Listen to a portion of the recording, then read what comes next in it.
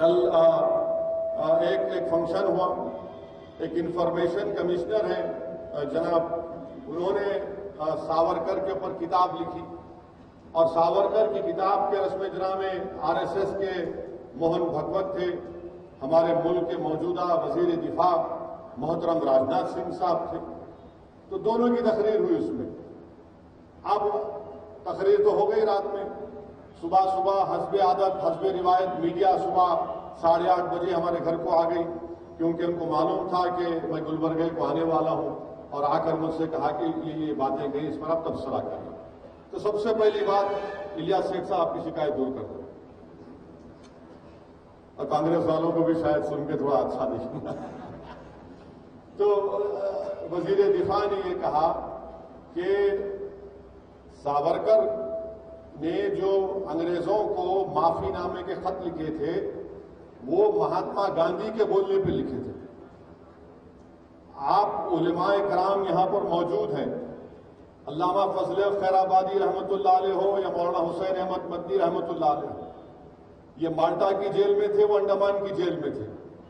कोई भी एक खत इनका नहीं बता सकता कि उन्होंने अंग्रेजों से माफी की भीख मांगी, कोई नहीं बता सकता, कोई नहीं बता सकता। अब ये जो मोहतरम है सावरकर, ये जेल में गए 1911 को। कब गए जेल में? जुलाई 4, 1911 को गए। ये जरूरी है बोलना, क्योंकि रिकॉर्ड हो गया तो दिखाते टीवी वाले, इन एक और भड़काऊ भाषण गुरुद्वारे में दे गए बोलते। तो जुलाई 4, 1911 को उन्होंने जेल में डाले सावरकर को। अब राजनाथ सिंह ये बोल रहे कि महात्मा गांधी खुद उनको ये बोले कि आप अंग्रेजों को एक खत लिखो, मर्सी पिटीशन लिखो, माफीनामा लिखो। मैं राजनाथ सिंह साहब से पूछना चाह रहा हूं कि आपको ये झूठ बोलने के लिए किसने मजबूर किया? 4 जुलाई 1911 को जब सावरकर को अंग्रेज गिरफ्तार करके काला पानी अंडमान में रखे, गांधी भारत में नहीं थे, साउथ अफ्रीका में थे राजनाथ सिंह साहब। वहां से क्या उन्होंने क्या प्लेन में उड़ के आके बोले या क्या, कैसा है? उतना प्लेन भी नहीं था जब, तो कुछ भी नहीं था। अभी जो लंबी छोड़ दी है, अब ये समझे कि हम लोग हमारे कान में फूल है, हम नहीं देखेंगे, नहीं मालूम हमारे को मालूम, हम भी थोड़ा थोड़ा पढ़ते हैं, ज्यादा नहीं पढ़ते, थोड़ा थोड़ा पढ़े लिखे। वो हम तेलुगु में बोलते కొంచెం కొంచెం, लिटिल लिटिल।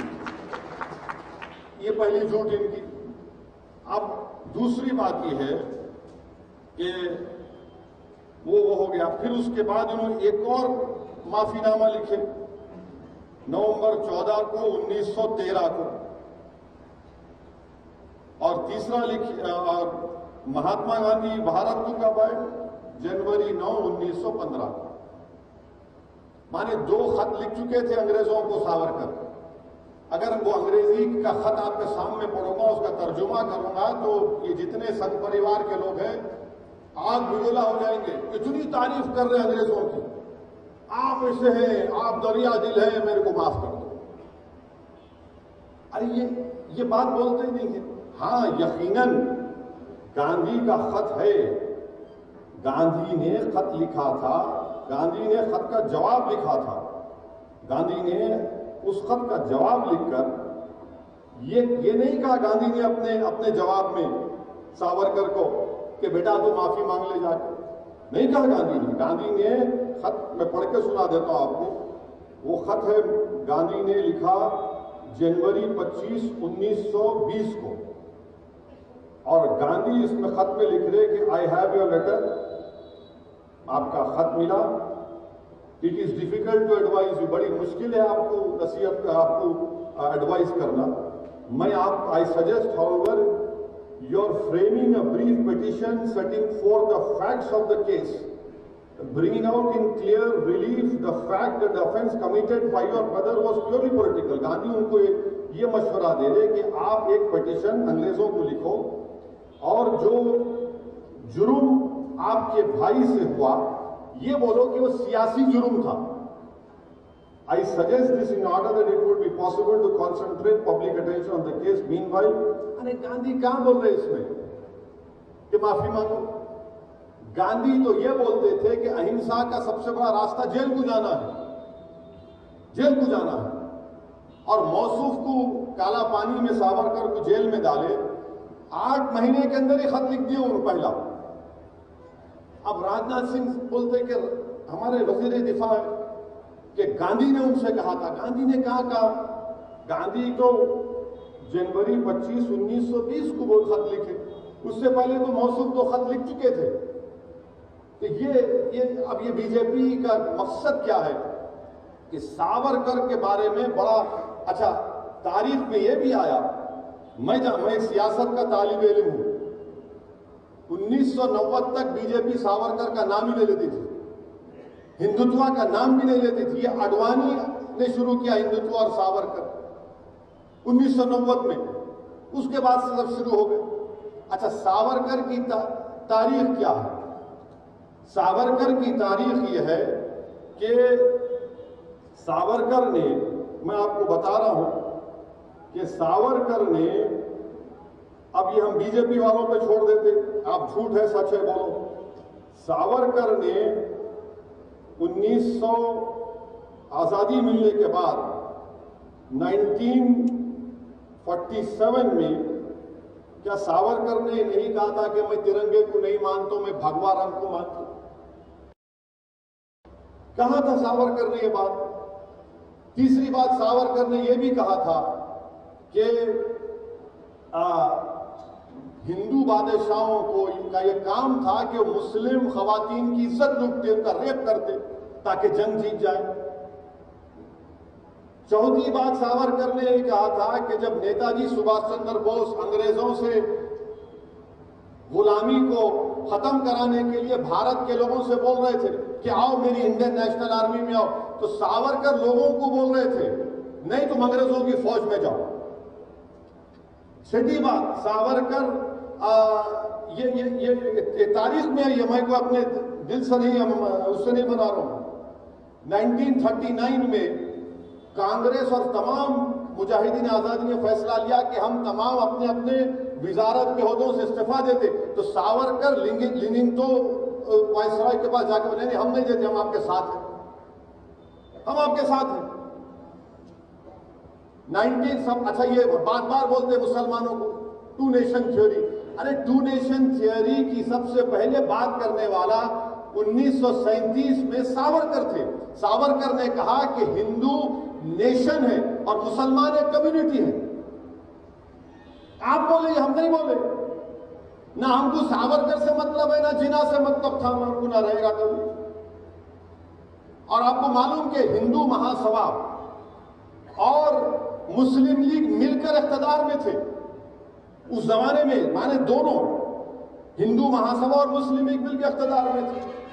और आखिरी बात, सावरकर महात्मा गांधी के कत्ल में मुलविस थे। कौन बोले बात ये? महात्मा गांधी के जो कत्ल का मुकदमा चला उसमें सावरकर एक्यूज थे। कोर्ट ने उनको कहा कि इनका जो पीए था सावरकर का, बाजे नाम का, वो जो एविडेंस दिया उसको कानून में क्या है कि कोराबोरेट करना, मैंने सिर्फ मेरे बोलने पे नहीं बल्कि इलियास सेठ भी बोलना, वो नहीं कर सका।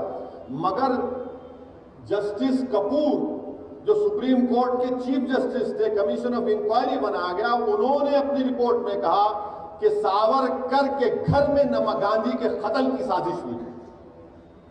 आप इनको अपना हीरो बनाते, आप इनको, अच्छा ये भी छोड़ो, आप ये भी अगर झूठ रहा तो क्या सरदार पटेल ने नहीं लिखा कि हिंदू महासभा की एक फाइनेंशियल ऑर्गेनाइजेशन सावरकर के मातहत थी जिसने गांधी को कत्ल किया? ये सब चीजें हैं और ये आप कर रहे हैं।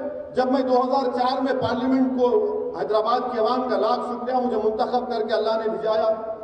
2004 में पार्लियामेंट के सेंट्रल हॉल में मैं गया तो जैसा वैसा बैठे हुए सेंट्रल हॉल, यहां पर गांधी की फोटो है और उसके राइट ऑपोजिट सावरकर की फोटो है।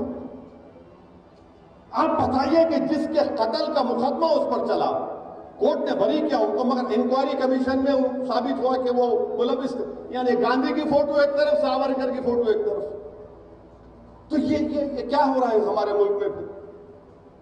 खुद वजीर दिफा इस तरह की अगर बात करेंगे, और फिर मोहन भगवत आरएसएस के सरसंघचालक बोल रहे नहीं सावरकर उर्दू बड़ी अच्छी बोलते थे, गजल लिखते थे, उन मुस्लिम दोस्त थे, कहते गजल लिखे तो मुस्लिम दोस्त हो जाते। आज मीडिया वाले में से पूछे बोला तुम्हारे इनको तारीफ नहीं मालूम, महात्मा गांधी के कत्ल का जो एफआईआर था वो एफआईआर भी उर्दू में लिखा गया था। एफआईआर भी उर्दू में लिखा गया था कि मुलजिम 1, मुलजिम 2, दफा 302।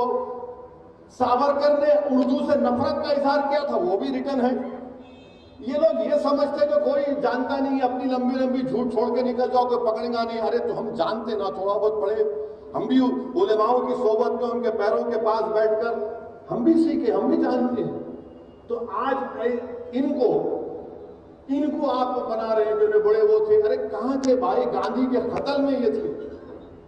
सावरकर ने यह भी लिखा कि हिटलर ने जो जर्मनी में यहूदियों को खत्म किया वो सही था, क्योंकि यहूदी जर्मनी से अंदर नहीं मिल सके, एसिमिलेट नहीं हो सके। अरे फैसिज्म की तारीफ करते थे और हमको सिखा रहे हैं। और सबसे बड़ी बात याद रखिए, बीजेपी और संघ परिवार जो कांग्रेस के लोग भी आज सावरकर की तारीफ करते हैं। खुल के बोलो नहीं मानते उसको। सावरकर ने अपनी किताब हिंदुत्वा लिखी। हिंदुत्वा में सावरकर ने लिखा कि मुसलमान इस मुल्क से मोहब्बत नहीं कर सकते, क्योंकि ये इनके बाबा की जमीन नहीं है, ना इनके लिए ये एक मुबारक सरजमीन है। अंग्रेजी का लफ्ज था कि ना ये फादरलैंड है, ना ये होली लैंड है। इनका तो होली लैंड मक्का और मदीना में। अरे मक्का मदीना को नहीं पूछते, मक्का मदीना को हम खुदा नहीं मानते, हम जमीन और आसमान के खालिक को खुदा मानते हैं। ये हकीकत है। मगर ये इनकी किताब में लिखा हुआ हिंदुत्व, इनकी किताब है, अगर पढ़ने का मौका मिला तो पढ़िए आप।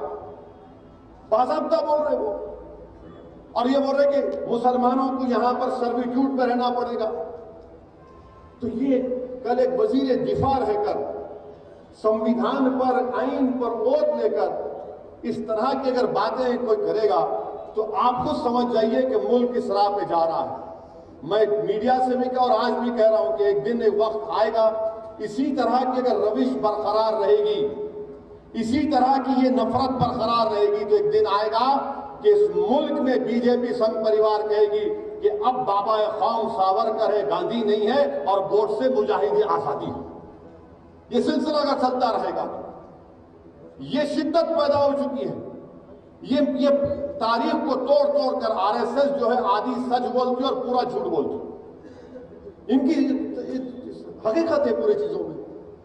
तो मेरे अजीज दोस्तों और बुजुर्गों, ये मुल्क के हालात, और फिर हमारे मुल्क के हालात, सियासी हालात ये हैं कि कांग्रेस हो या समाजवादी हो या फिर ये दूसरे जो अपने आप को सेकुलर बोलते हैं, इनकी कोशिश ये है कि सबसे बड़ा हिंदू कौन है इस मुल्क में, सबसे बड़ा हिंदू कौन है इस मुल्क में, और उसी के लिए कंपटीशन हो रहा है।